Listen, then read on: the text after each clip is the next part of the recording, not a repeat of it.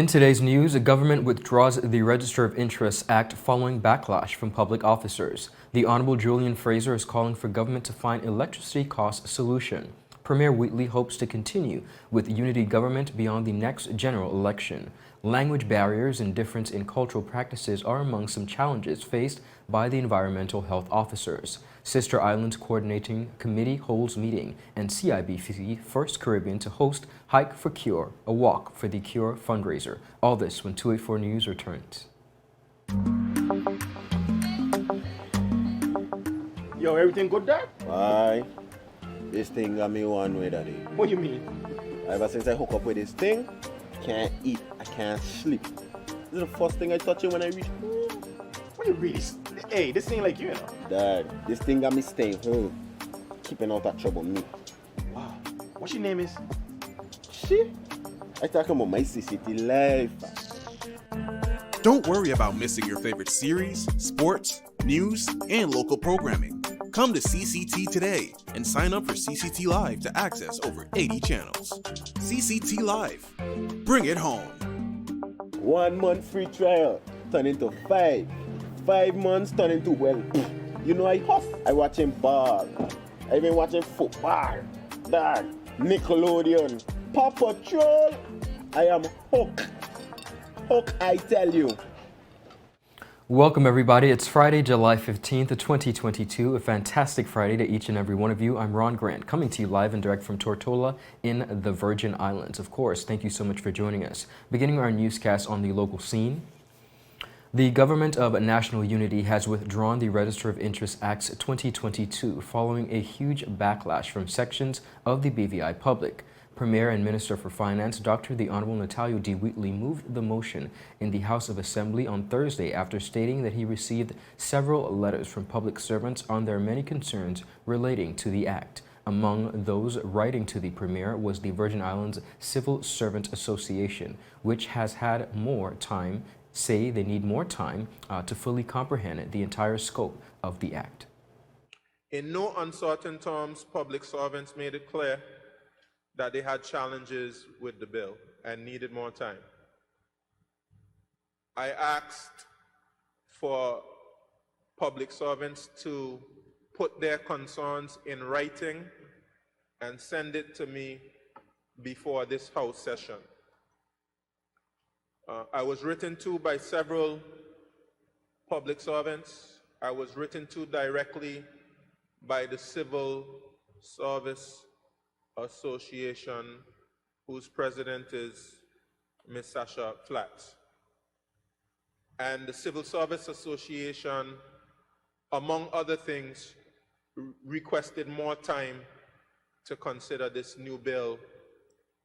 And of course, I have been saying, and I'm serious about it, respecting the integrity of the democratic process, respecting the integrity of the legislative process, and giving the proper time for consideration of the public and even members who had not seen the bill with enough time. Premier Wheatley agreed that more time was needed for proper consultation before such an act could be passed in the House of Assembly. He added that his government will be conducting more research on similar acts before returning to the House of Assembly at a later date to have a new Register of Interest Act passed. It is the correct position to withdraw this bill and provide for the time for it to be properly consulted on, to consider other systems of registering interests and to determine what is best practice in the United Kingdom, what is the best practice in other Caribbean countries and other places in the world. And once that consultation is done, we will come back to the House and we will deliberate on a new Register of Interest Act that will have elected officials as well as other public servants who will have the opportunity to debate on the merits of them declaring and registering their interests. The leader of government business also disclosed that the Register of Interest Act 2022 is not the same bill that his government had intended to pass within the proposed framework, which was accepted by the United Kingdom. He revealed that the act was only presented to his government just one day prior to June 30th sitting of the House of Assembly, which was also the deadline set out in the government's framework to have the bill passed. A new bill came to Cabinet, which was the day before the House. And that new bill was introduced here to the House of Assembly. But that bill was not what the Government of National Unity committed to. That new bill, in essence, was the new system for declaring and registering interests. And once members of the House of Assembly recognize that, we collectively agreed to recess the House. Contrary to the belief of some believe that one member's contribution is why the House was recessed. Premier Wheatley also said that his government will be resorting to the Register of Interest Act 2006 with plans of making new updates to that bill before returning to the House of Assembly. While cultural diversity is celebrated as one of the contributing factors which makes the BVI the beauty that it is, the differences in language and cultural practices make the job of environmental health officers even more difficult. This is according to the Chief Environmental Health Officer Lionel Michael, who made the disclosure during a recent media interview. Speaking about the challenges faced by his department in ensuring food safety in the BVI, Michaels lamented a prevailing situation where food merchandisers, especially the Spanish community, have difficulty seeing eye to eye with his staff on best practices. The issue was explained by Environmental Health Officer Crystal Burnett. One of the major challenges we find is the whole question of language. Y'all getting cussed off. The language, well, that's one. I got it. Put something in my head a while ago. Yes, that's one. Well, we can take that. Mm-hmm. We have like different languages in the BVI. Oh, Yeah. literally languages. Yes. Okay. Yeah, You know, like, Spanish, Vietnamese, or even Chinese. if I can interject, cultural differences. So you would find that some cultures would prepare food in a different way, and that's normal for them. Whereas when we go into an establishment and we see that, we can see that it's a hazard. We can see, but that's what they know. In addition to the issue of human error challenging food safety in the territory, Michael said that many food businesses are operating in environments that present their own host of issues. This, he explained, is because food establishments often occupy spaces not designed for such activities and are ill-equipped to facilitate them. Places where food that are food businesses are not. Most of them are not designed to be food business in the first place. Now, we can't blame them. They get a building, they rent a building, and they try to make it in the best of it. And because it's not designed in the first place to be a food business, it presents challenges in ventilation, in cleaning, in the flow of food, and so on and so on. The Chief Environmental Health Officer said that the department intends to address these issues through education efforts, including continued training with food merchants and communication exercises with members of non-English native communities. Members of the Sister Island Coordination Committee met on Virgin Gorda, making the committee's first time ever meeting on a sister island. Deputy Governor of the Virgin Islands, Mr. David D. Archer, Jr., who chairs the committee, said that having members meet on a sister island is the most efficient and effective choice as it provides a first-hand view of some of the issues presented at the meeting.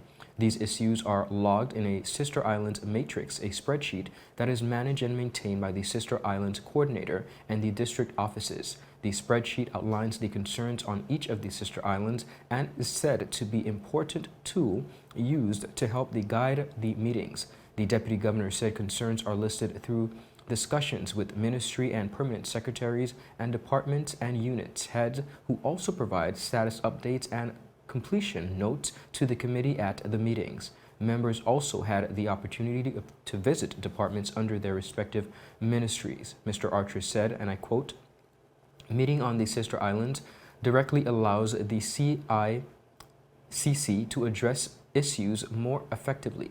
The goal of the Sister Islands Program Unit is to develop programs and projects to improve the delivery of services on Sister Islands. Now, of course, by visiting these communities, he said, we have a better understanding of the unique needs and concerns shared." The Deputy Governor added, and I quote, "As senior leaders, we all have committed to ensuring the appropriate level of support is offered to all offices on the Sister Islands to guarantee clients are adequately served with the right level of attention and care they deserve." Sister Islands Coordinator Ms. Sasha Flax also spoke of the importance of having the meeting on a Sister Islands. Flax said, and I quote, "The senior officers were able to visit some of the main areas of concern, see firsthand what the challenges are, and most importantly, discuss solutions. It is our intent to have the next scheduled meeting on another sister island and continue to rotate." The Sister Islands Coordination Committee is chaired by the Deputy Governor and is made up of permanent secretaries from each ministry, the Financial Secretary, and the Sister Islands Coordinator. Meetings are conducted quarterly to discuss plans to address issues identified on the Sister Islands. Third and fourth quarter meetings are scheduled to be held on Anegada and Joss Van Dyke. Viewers, up next, Premier Wheatley says he hopes to continue with the unity government beyond the next general elections, and the Honorable Julian Fraser RA is calling for government to find electricity cost solution. We'll be right back. You value traditions. Today, you value music. You value education. Family. I love you. Service. Thank you. You're welcome. Love, life. At Popular, we're committed to you and everything our community values. For the things you value the most, count on us. Popular. So you're saying I can ask this cat any question? The cat is connected to the computer. You just type in the question, it will read his mind. There the answer comes.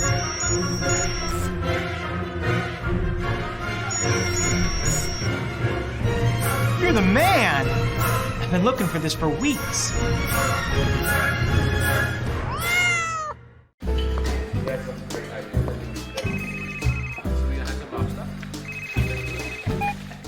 Hello? Wait, you had a lunch again? You say you were sick? What happened to our wedding rehearsal? No, babe. I'm actually watching the news right now. Take a listen. Topping our newscast today, UFOs seen around Tortola Pier Park. And District 3 residents outraged over no water supply. They simply cannot bathe. These and more stories when 284 News returns. All right, babe, just get some rest, take 2 Advil, and I'll see you later. Bye. Okay, honey. I see you later. I love you. It's clear to see that Coconut Lounge is a place to be, the coolest cocktail lounge in the British Virgin Islands. A lounge like no other, with welcoming, professional service, and a breathtaking ambiance. Not forgetting a diverse selection of wines, beers, and signature cocktails. Cozy, comfortable, contemporary. Coconut Lounge at Tortola Pier Park. Visit us today. Viewers, welcome back and thank you so much for sticking with us. Continuing on the local scene, Premier Dr. the Honorable Natalia D. Wheatley predicts that on its current trajectory, the Government of National Unity will accomplish, he says, over 50% of its obligations in implementing the recommendations of the Commission of Inquiry report by July 31st. The Premier made the comments while appearing as a guest on the Territories Talk media program. According to Dr. Wheatley, this means that the administration will be in the best possible position to accomplish the majority of its obligations ahead of the next general elections, which is constitutionally due in the first half of 2023. Well, initially we set out 2 years to implement the reforms. The tricky part of it is elections are due sometime in May. So the government of national unity will do its part up until elections. Of course, with elections, of course, we would prepare ourselves for whatever the result is, and the new administration would have to continue with the reforms. But quite a bit of our reforms will be completed before the election. Despite the apparent rapid pace with which this is being done, the Premier maintains that the process is being closely monitored and carefully navigated to ensure the integrity of the legislative process. He added that while expressing hope that the unity government will extend beyond the next general election, the current structure of the administration has greatly contributed to the efficiency and transparency of their venture. Many persons in the community commended us for forming a government of national unity, because of course it's sometimes rare, because persons have their own egos. Of course, sometimes you have to let your ego take a backseat, and you have to do what's in the national interest as opposed to what's in the interest of any particular party. I think with the reforms and with the crisis that we face, it's a national issue, and you want all hands on deck. And you don't want partisan interests to take precedence over territorial interests. And I think a government of national unity is an excellent way to go about implementing reforms. It's almost like some built-in transparency, I would say, because of course, you cannot take decisions in favor of any particular party. Wheatley says that despite the common stereotypes which have prevailed in coalition governments elsewhere within the region, his experience with the unity government has been a positive one. Though he admits that members from the different party groups do have their disagreements, he says this is far overshadowed by the level of cooperation taking place behind closed doors. The Premier believes that it is in the best interest of the BVI people that such a government continues to lead in the uncertain times ahead. Briefly speaking on his administration's relationship with the UK, Wheatley says this too has been positive, and he feels that the principles of democracy are being respected. Really, that's the balance that we have to strike, a very difficult balance, of course. The relationship right now is good, and the reason why I say it's good is because, of course, I believe that the principles of democracy have been respected in the very beginning. The decision to not impose direct rule, I think, was a good start to this kind of new relationship, this newly invigorated relationship, which, of course, under the previous regime had become very strained. Relationship was not very good, and we kind of had a new start right now. While he admits that some areas due to be addressed are likely to cause tension between stakeholders, Dr. Wheatley hopes to navigate with constructive dialogue and arrive at workable solutions in the best interest of all involved.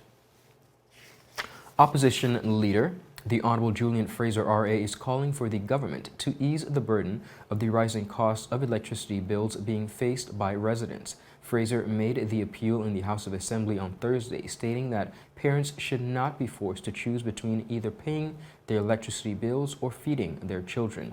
He said residents are becoming increasingly concerned with the high electricity bills that are being distributed each month. So people out there are concerned about the rising cost of the electricity bills.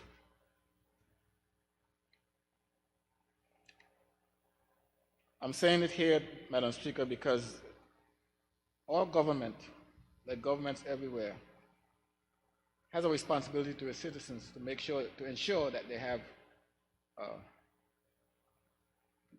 an opportunity to live a decent life, and that they shouldn't have to choose between paying the electricity bill and giving their child milk.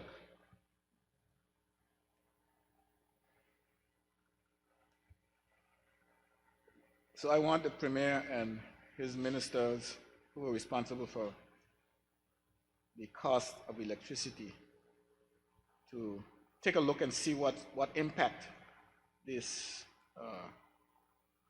war and cost of fuel is having on the cost of electricity, and how is it impacting people. Making reference to assisting persons within his district, Fraser said that he will no longer be able to directly assist the respective individuals within his community who may need help paying their bills. He said this is due to the recent shift of the House of Assembly assistant grants to the Social Development Department, which is now solely responsible for the distribution of such grants. Remember, Madam Speaker, constituents in the 5th can't go to their representative anymore and ask for relief on the electricity bill. I used to pay some of those. I would no longer be able to do it unless I'm independently wealthy like the member for the 9th. And I guess the Minister for Social Development would tell the people, all of my folks who I used to ably assist, how he intends to help them since they changed the system on us. Minister Fraser also called on the various ministers and elected officials to come up with a solid plan on how in-need residents in the communities can be assisted. This is when the various ministries who are responsible for education, whether it's an educational grant, health ministry who deals with matters of health, and people need assistance with medical conditions. This is when the ministry is going to have to step up. But it's not going to happen unless the ministers, well, I don't even want to say the ministers get involved, because the whole idea is getting elected people out of the business. So somehow we're going to have to find a way to assist our constituents in accessing the various assistance that they're going to need. That was the Honorable Julian Fraser, RA, representative for the 3rd District and leader of the opposition. When 284 News returns, CIBC First Caribbean to host Hike for the Cure, a Walk for the Cure fundraiser. We'll be right back. There's a reason you get up on a morning. A reason you pick yourself up, start the day. Maybe it's sheer grit. Maybe it's your ethics. Maybe it's because you know people like you are waiting for people just like you. We all have our reasons, and for Republic Bank, that reason is you. Every little thing, every big thing. It's all about making a difference in your life. Because after 182 years, if it's one thing we're sure about, is that the difference is you. We're here to help. Republic Bank, we're the one for you. The beautiful Virgin Islands, or nature's little secret as some prefer, where the weather stays warm and the drinks stay cold, where men in wigs get their lawyer bills paid by governments and governments lose planes, where walls are built and prisoners escape. You vacation where we suffer. BVI Love.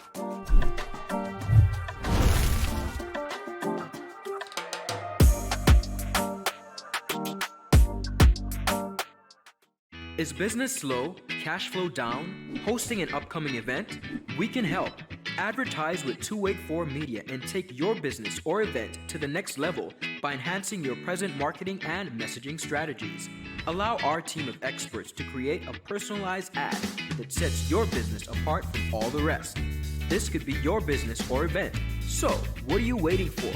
Contact our marketing team at 284media at cctbvi.com. Advertising with us works. The The wait is over. CCT Fire is here. Experience ultra-fast downloads, seamless streaming, and even more reliable connectivity on an all-new fire-blazing super-fast CCT Fiber network. CCT Fire.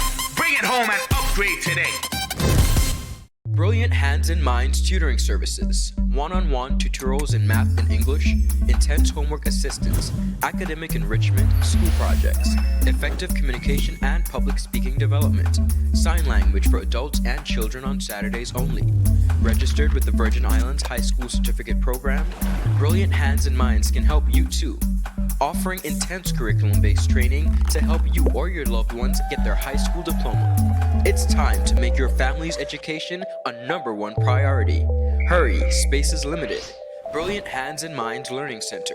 We are the trained education professionals.